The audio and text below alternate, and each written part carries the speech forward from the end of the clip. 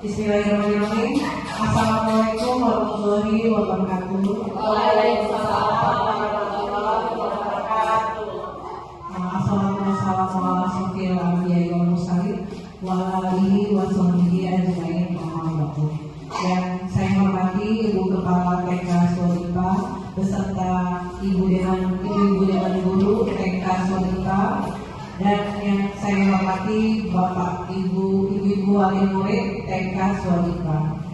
Salawat serta salam tak lupa kita sanjungkan kepada Allah Subhanahu wa Ta'ala yang mana pagi hari ini kita masih diberi kesehatan untuk menghadiri aksi nyata, yaitu adalah salah satu tugas dari guru penggerak yang sedang saya jalani ya Bu ya, yaitu adalah aksi nyata destinasi budaya positif.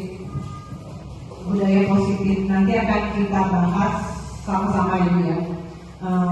Untuk mengawali acara pada hari ini, adanya kita berdoa kepada Ibu Mariati. Kami persilakan untuk memimpin doa.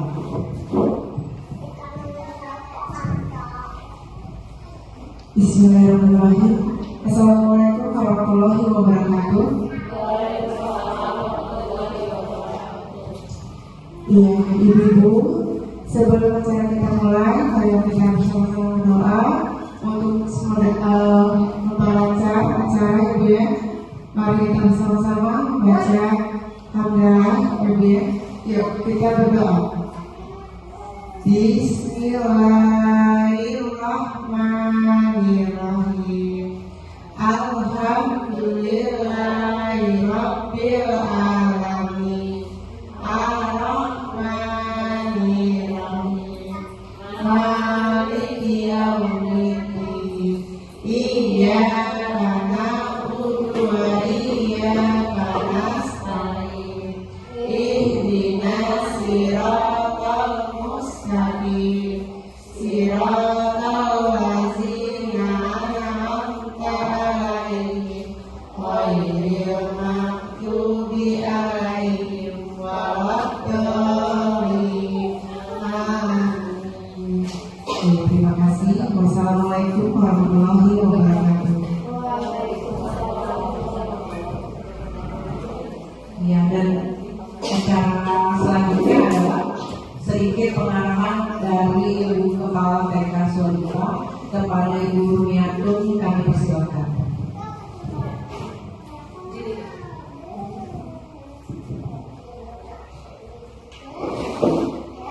Bismillahirrahmanirrahim. Terima kasih dari Ibu Besar yang telah memberikan waktunya untuk saya. Dan saya dan teman-teman sejawat, ibu-ibu wali murid yang saya hormati. Assalamualaikum. Majikannya. Misalnya yang kita harapkan untuk anak-anak kita itu apa? Beriman dan bertakwa. Terus anak yang kita harapkan, anak didik yang kita harapkan itu apa Bu?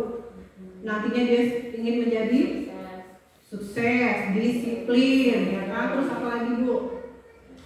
Dapat bertanggung jawab. Terus bertanggung jawab untuk dirinya sendiri ya Bu ya. Terus untuk apa lagi Bu?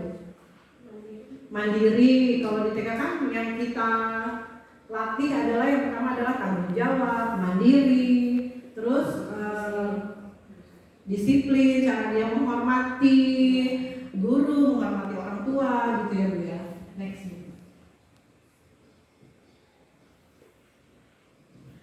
Ya, jadi disiplin positif itu lebih ke arah disiplin untuk diri sendiri yang dapat mengontrol diri dalam melakukan segala tindakan. Jadi disiplin positif itu kita timbul dari dalam diri kita sendiri Bu.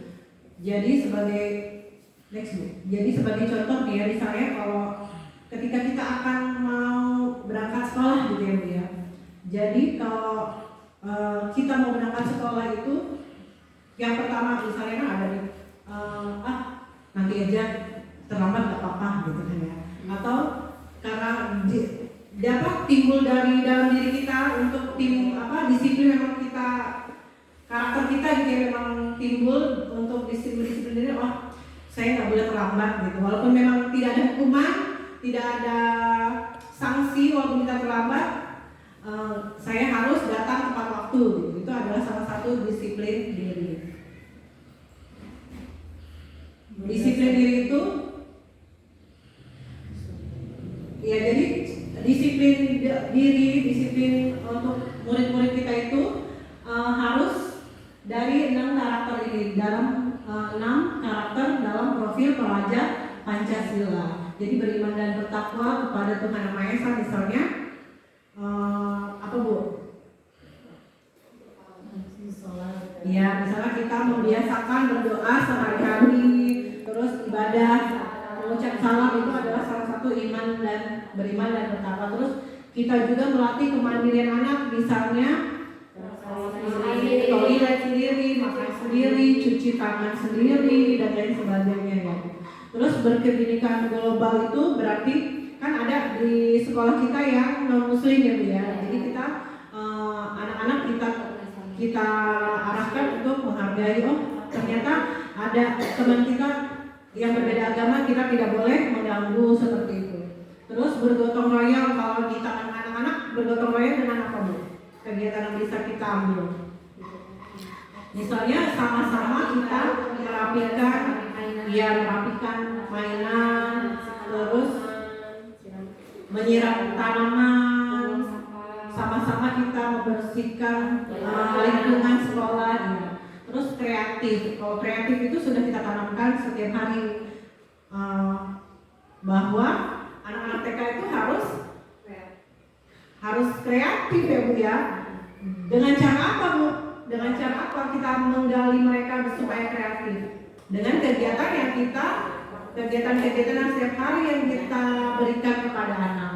Terus ada anak-anak juga harus bernalar secara kritis dengan melalui tanya jawab yang kita berikan setiap hari ya Bu ya. Next.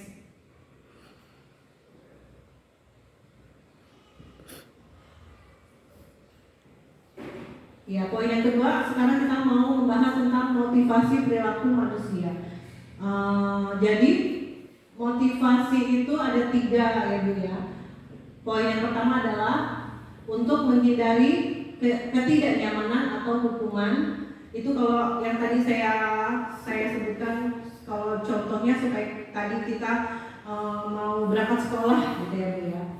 Jadi supaya kita tidak terlambat. Kan ada nih, kita mau datang nggak terlambat, tapi untuk menghindari hukuman, misalnya sanksi peraturan dari sekolah itu, bahwa kalau misalnya kita datang terlambat, sanksinya misalnya apa Bu? Kalau di sekolah kita, misalnya piketnya ditambahin gitu, atau misalnya gajinya dikurangin ya gitu ya Bu ya.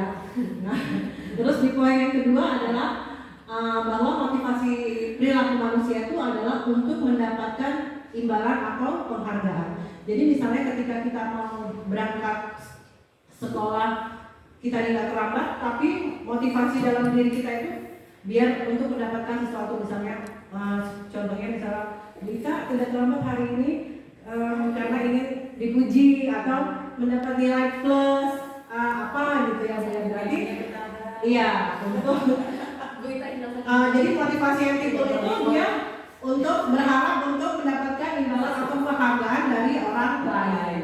Dan di poin yang ketiga itu adalah untuk menjadi orang yang mereka inginkan dan menghargai diri sendiri dengan nilai-nilai yang mereka percaya. Jadi walaupun misalnya kita berangkat sekolah, walaupun itu tidak ada sanksi ataupun itu tidak ada ujian, tapi kita tetap berangkat sekolah tidak terlambat karena kita merasa perlu tanggung jawab. Jadi motivasi yang timbul itu karena sadar diri dengan nilai-nilai yang kita punya gitu, bahwa kita tanggung jawab, kita punya tanggung jawab gitu ya Bu ya.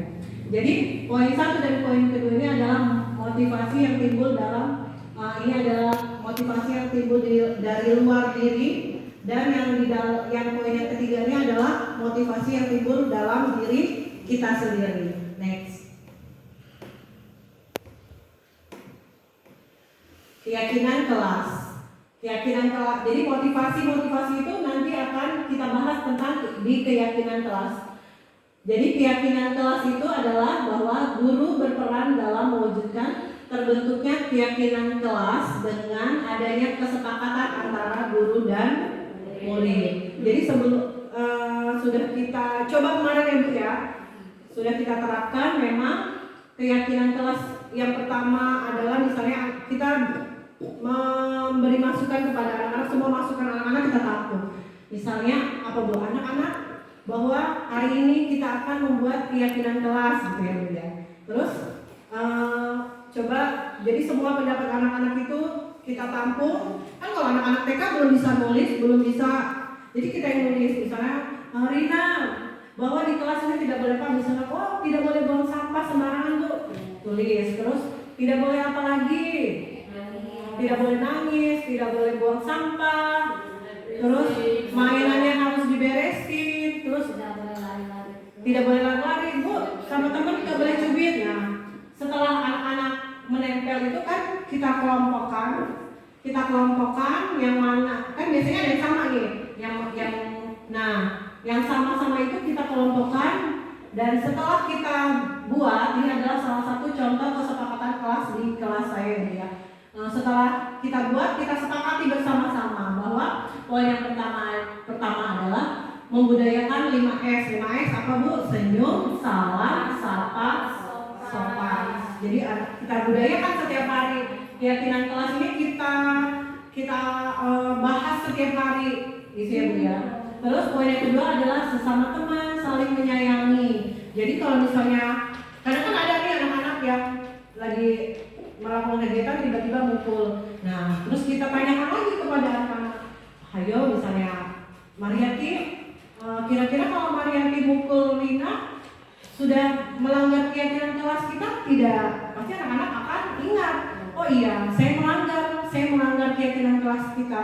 Kan kita sudah punya persetujuan bahwa kalau yang melanggar ada sanksinya diberi apa, misalnya diberi gambar panjul, bahwa kalau yang melanggar kita kasih panjul ditempel. Jadi mereka itu akan dengan sendirinya motivasi itu akan timbul dalam diri anak gitu. Terus yang ketiga bahwa mandiri, melatih kemandirian anak. Yang keempat adalah menjaga kebersihan kelas, dan yang kelima adalah agak buruk ya, simpan mainan di tempatnya lagi, dan poin yang keenam adalah antri menunggu giliran. Jadi kan kadang ada nih kayak Bu ya, kita cuci tangan aja masih serobot-serobotan.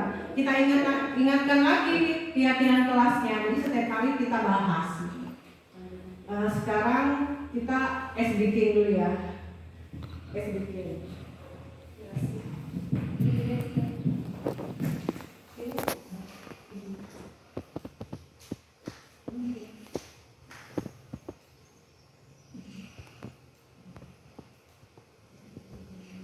Kalau itu nanti bisa dikata, bisa dipotong yang ayo ibu-ibu biar nggak masuk sekarang berdiri dulu. So what is ClickUp? ClickUp is an all-in-one productivity software where you can manage anything related.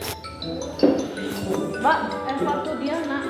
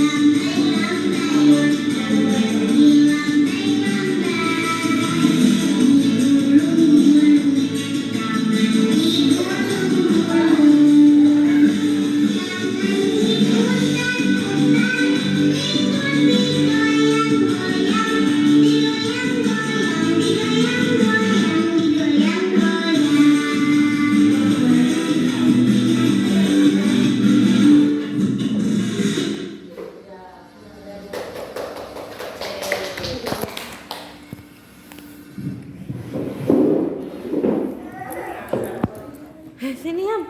Sana. Nih. 315586. Nih 6. Sini ini apa ini? Ih, nih lihat nih. Ini Mr. Bean. Ada solanya. Sini sama aku. Ada solanya. Oke. Dia ini pipis. Poin selanjutnya adalah tentang kebutuhan dasar manusia. Jadi pertanyaannya adalah ketika seorang murid melakukan suatu perbuatan yang bertentangan dengan nilai-nilai kebajikan atau melanggar peraturan yang sebenarnya dikarenakan mereka gagal memenuhi kebutuhan dasar mereka. Jadi ketika sebenarnya Ibu ya, ketika anak-anak melakukan kesalahan itu sebenarnya ada kebutuhan dasar yang tidak terpenuhi. Jadi kebutuhan dasar manusia itu ada 5. Kebutuhan dasar manusia menurut Dresser itu ada 5 ya Bu ya. Yang pertama adalah kebutuhan untuk bertahan hidup. Itu seperti makan, minum, terus apa lagi Bu bertahan hidup? Rumah gitu ya Bu ya. Terus kebutuhan dasar yang kedua adalah kasih sayang dan rasa diterima. Jadi anak-anak itu kalau misalnya kurang kasih sayang, kurang dapat perhatian pasti tangki, kalau yang kita sebut itu tangki kebutuhannya itu tidak terpenuhi. Jadi kan setiap manusia itu harus tangki kebutuhan ini harus penuh gitu Bu ya. Jadi kan ada anak yang misalnya orang tuanya mungkin kerja, jadi kurang dapat perhatian, pasti perilaku di sekolah juga akan berbeda gitu kan. Ada nih anaknya, kalau dulu saya pernah mengalami ya. Jadi anak itu setiap hari buat ulah gitu ya, yang nakalin temennya, pokoknya temennya nggak sore kursi ditarik. Ternyata setelah kita gali, kita tanya sama orang tuanya, ternyata memang dia itu broken home. Terus yang mamahnya di mana, bapaknya di mana, akhirnya dia tinggal sama neneknya. Jadi karena kurang perhatian, jadi dia perilaku dia seperti itu gitu ya. Terus poin yang ketiga adalah penguasaan. Penguasaan ini apa Bu? Dia merasa misalnya saya hebat gitu, merasa ingin diakui gitu. Saya hebat, saya lebih pintar dari teman-teman gitu. Saya lebih kuat dari teman-teman. Terus poin yang keempat adalah kebutuhan untuk rasa kebebasan. Jadi kalau kebebasan itu apa? Dia bersenang-senang bermain, bebas gitu Bu ya, merdeka kalau istilahnya. Terus poin yang kelima adalah kebutuhan akan rasa senang, tertawa, terus apa lagi? Menyanyi itu senang ya Bu ya, tertawa, terus bermain itu adalah salah satu kebutuhan kesenangan. Next.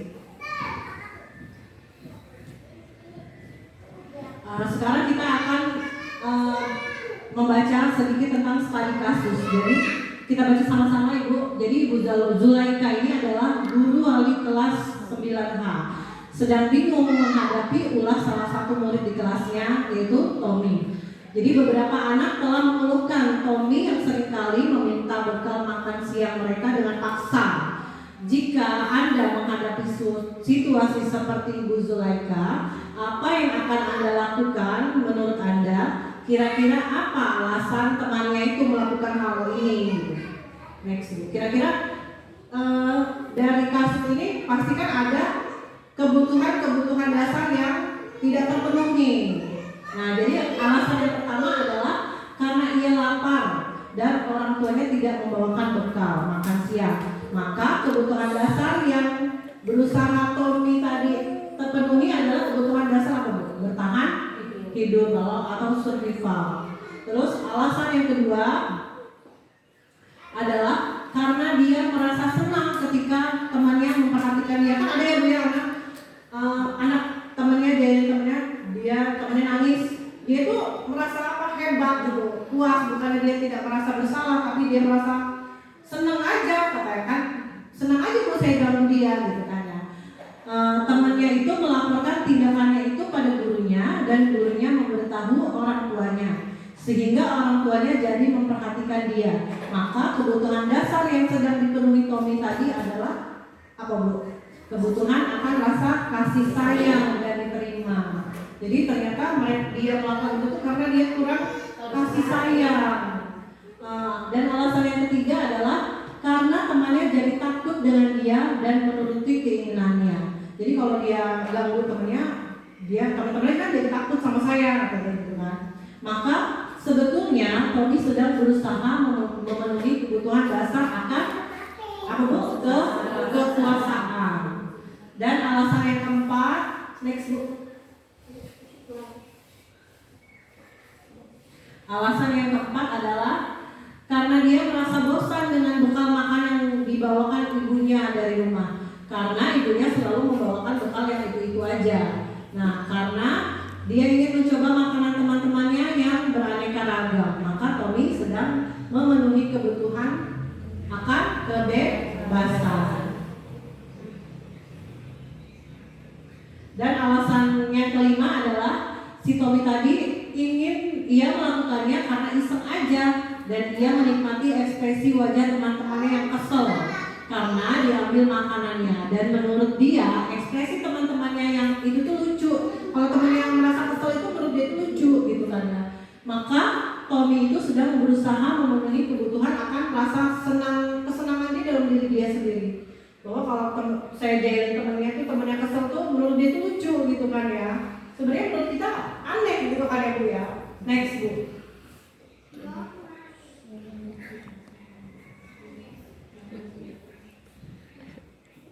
Ya, sekarang kita akan membahas tentang posisi kontrol menghadapi masalah. Jadi kan setiap hari pasti ada, Bu ya, kita menghadapi masalah murid gitu.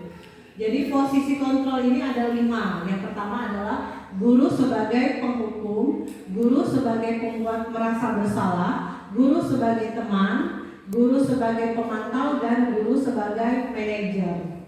Next, Bu.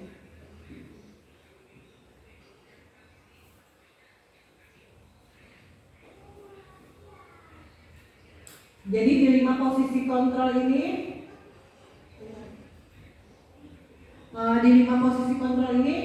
kira-kira yang pas untuk kita sebagai guru dalam menyelesaikan masalah itu yang mana? Dari tabel ini bisa kita lihat ya, misalnya kalau guru sebagai penghukum, berarti kan kita misalnya ketika ada masalah, kamu yang salah, makanya gitu ya, Bu ya. Kalau kamu tidak melakukan gitu kan ya, Bu. Dan hasilnya apa kalau kita maki-maki anak kita? Itu hasilnya apa, Bu? Anak itu akan merasa berontak ya kan. Dia akan menyalahkan orang lain terus dia akhirnya akan berbohong gitu. Terus kalau kita misalnya di posisi pembuat rasa bersalah misalnya nih, kita modelnya kita ceramah misalnya, seharusnya kamu tuh jangan begini, harusnya kamu tuh misalnya gimana, Bu? Misalnya kalau misalnya dia nakalin temannya, harusnya kamu jangan nakalin ininya, harusnya terus tambah memberi contoh. Jadi akibatnya adalah anak itu akan menyangkal terus, akan timbulnya anak itu berbohong. Tapi kalau kita di posisi teman, kita sebagai teman, misalnya si Rina menghadapi masalah, misalnya kita panggil, terus kita di posisi sebagai teman, ayolah lakukan demi ibu misalnya. Jadi kita menggali-gali masalah dia, gitu, menggali. Ternyata dia tuh masih, kita di posisi teman aja, dia masih istilahnya masih nggak terbuka gitu ya, Bu ya. Jadi kita di posisi teman itu akibatnya apa? Kaitannya dengan hasilnya apa, Bu? Untuk bagi anak-anak itu akan merasa ketergantungan. Dia tuh merasa tergantung sama kita. Jadi kalau kita nggak di posisi sebagai teman dia, ya dia nanti ya gitu lagi gitu. Tapi kalau kita misalnya di posisi sebagai pemantau, misalnya kita mau apa aturan yang kita berikan. Misalnya kita nanya terus nih, hasilnya apa? Kalau kita di posisi pemantau, hasilnya adalah anak itu dapat menyesuaikan diri.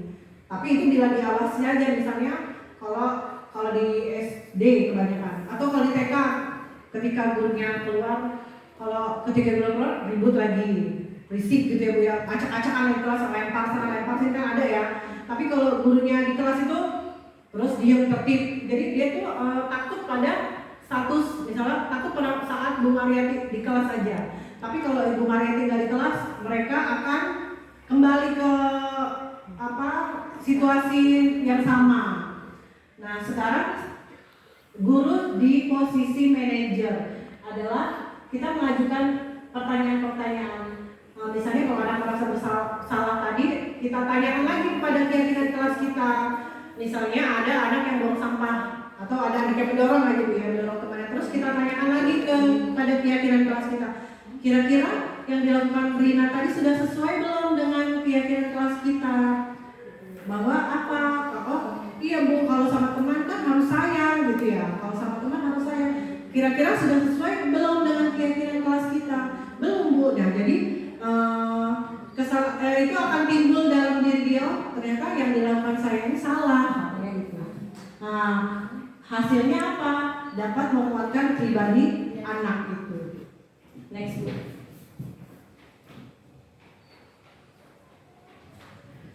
Posisi kontrol restitusi, jadi kelima posisi kontrol tadi, di antara kelima posisi kontrol itu yang sebaiknya seorang guru gunakan adalah di poin terakhir, yaitu guru sebagai manajer. Next. Sebagai manajer itu adalah bahwa guru dapat berbuat sesuatu bersama murid, mempersilahkan murid untuk bertanggung jawab dan mendukung murid agar dapat menemukan solusinya.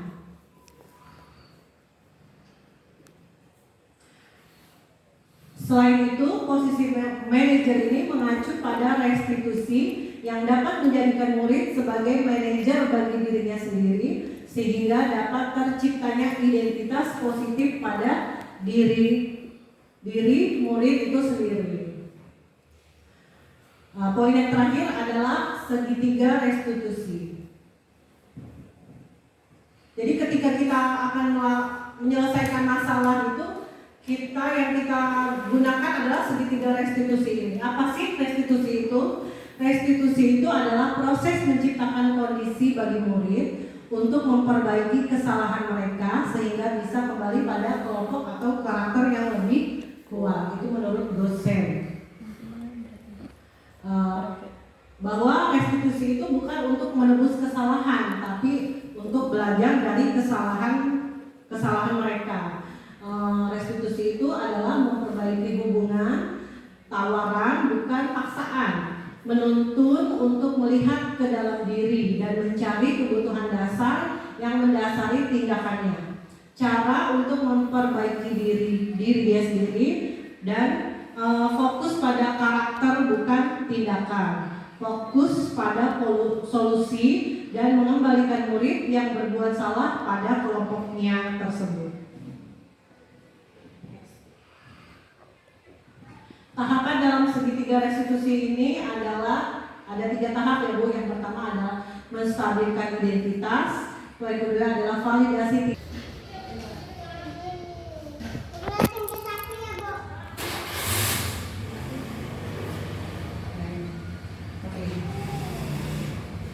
Nah, untuk mengawali materi kita tentang budaya positif, sebelum itu yuk kita senyum selama 30 detik. Lihat muka teman-temannya, karena dengan senyum itu sudah menebarkan dalam diri kita tentang budaya positif itu ya. Next.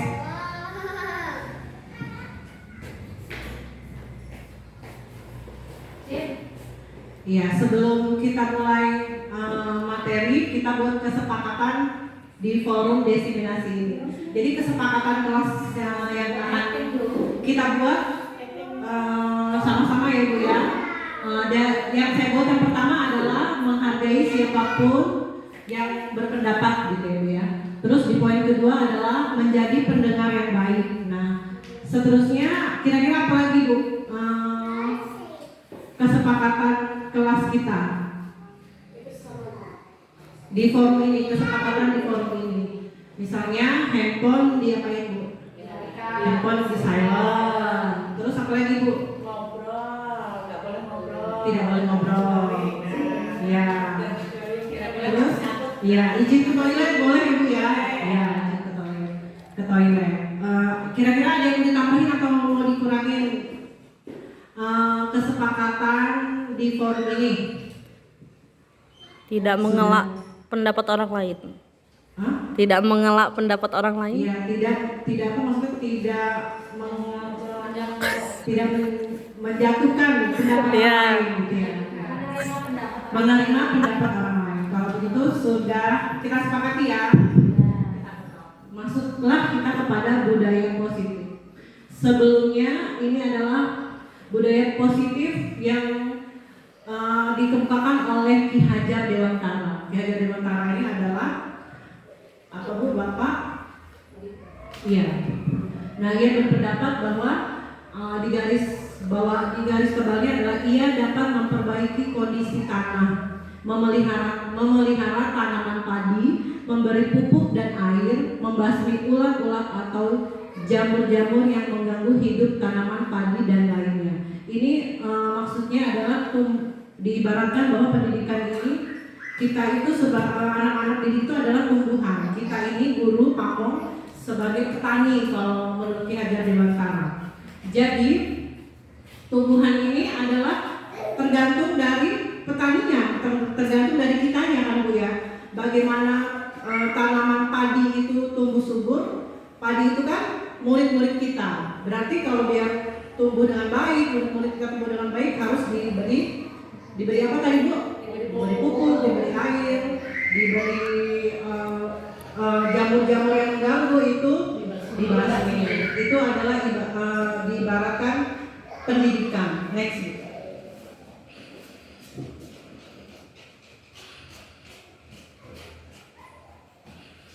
Perubahan paradigma. Ini adalah soal kegiatan kepal tangan. Coba Ibu kepal tangan. Iya.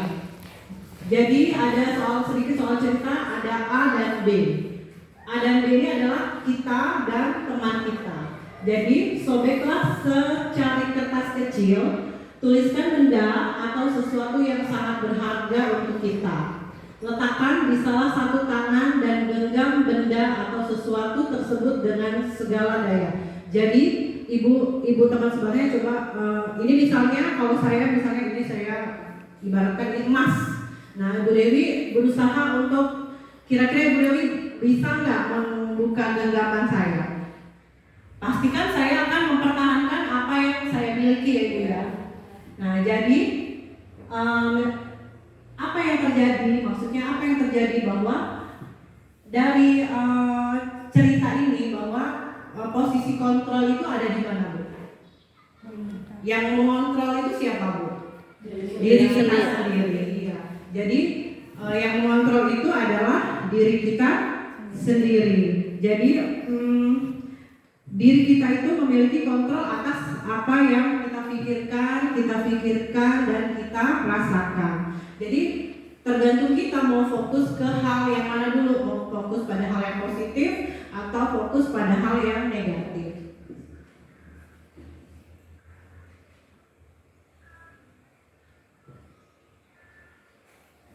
Perubahan paradigma dari teori kontrol atau ilusi kontrol. Jadi poin yang pertama adalah guru, kalau dulu tuh guru mengontrol murid.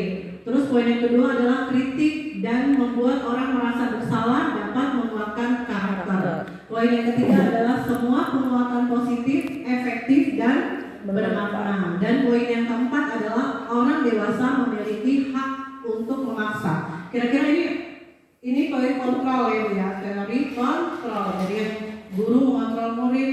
Tapi kalau sekarang siapa yang mengontrol murid? Iya. Next Bu.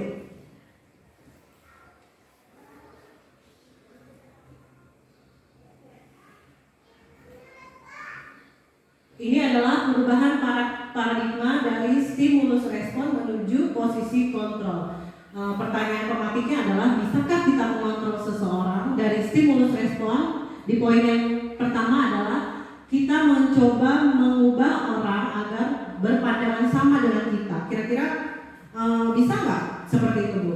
Nggak bisa. Bahwa teori kontrolnya aja kita berusaha memahami pandangan orang lain dengan dunia. Jadi kita itu hanya bisa memahami. Kita tidak bisa mengontrol seseorang mau dia berpandangan seperti apa gitu ya, Bu ya. Terus poin yang kedua adalah perilaku buruk dilihat sebagai suatu kesalahan. Itu betul apa salah, Bu? Salah, ya. Jadi perilaku buruk itu sebenarnya misalnya mereka anak berbuat salah. Jadi kita tidak hanya melihat kesalahannya saja, tetapi di teori kontrol bahwa semua perilaku itu yang baik itu salah ternyata memiliki tujuan yang akan dia tuju gitu, Bu ya. Terus di poin yang ketiga adalah orang lain bisa mengontrol saya.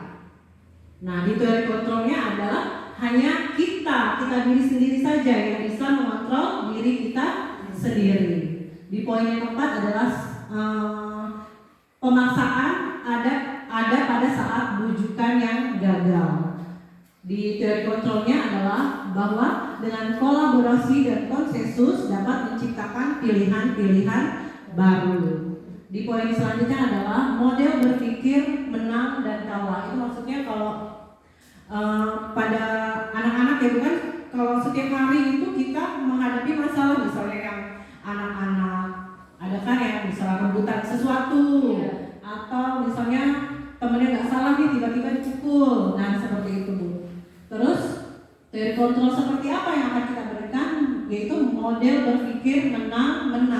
Jadi tidak ada yang kamu salah, kamu yang benar, tidak ada ya, Bu, kalau di posisi kontrol. Jadi sama-sama semuanya itu kita rangkul. Jadi kita yang perbaiki seperti itu. Next.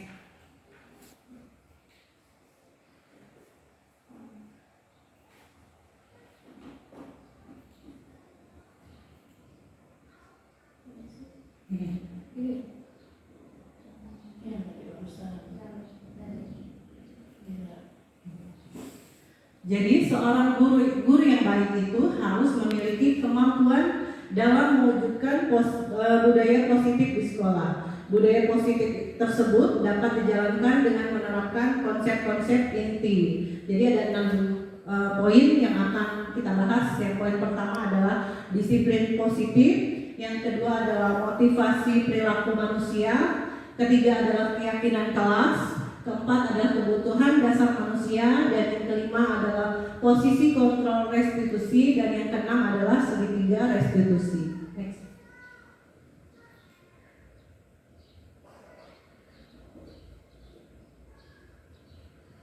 Poin yang pertama adalah disiplin positif.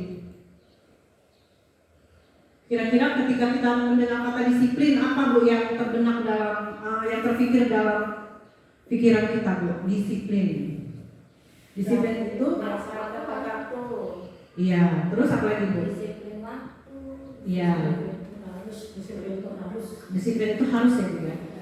Jadi apakah makna disiplin itu? Makna disiplin itu adalah sesuatu yang dilakukan seseorang pada orang lain untuk mendapatkan kepatuhan, dan kecenderungannya apa setelah kita menerapkan disiplin itu dengan capaian pada akhirnya akan mencapai suatu tujuan yang akan kita capai.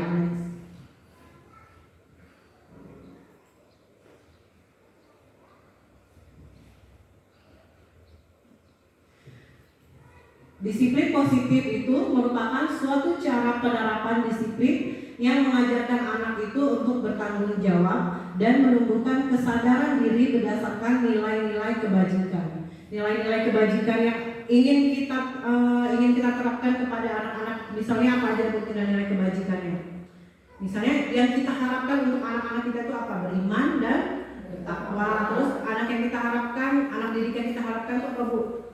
Nantinya dia ingin menjadi sukses, disiplin, ya kan? Terus apa lagi, Bu? Dapat bertanggung jawab. Terus bertanggung jawab untuk dirinya sendiri ya, Bu ya. Terus untuk apa lagi, Bu? Mandiri. Kalau di TK kan yang kita latih adalah yang pertama adalah tanggung jawab, mandiri, terus disiplin, cara dia menghormati guru, menghormati orang tua gitu ya Bu ya. Next.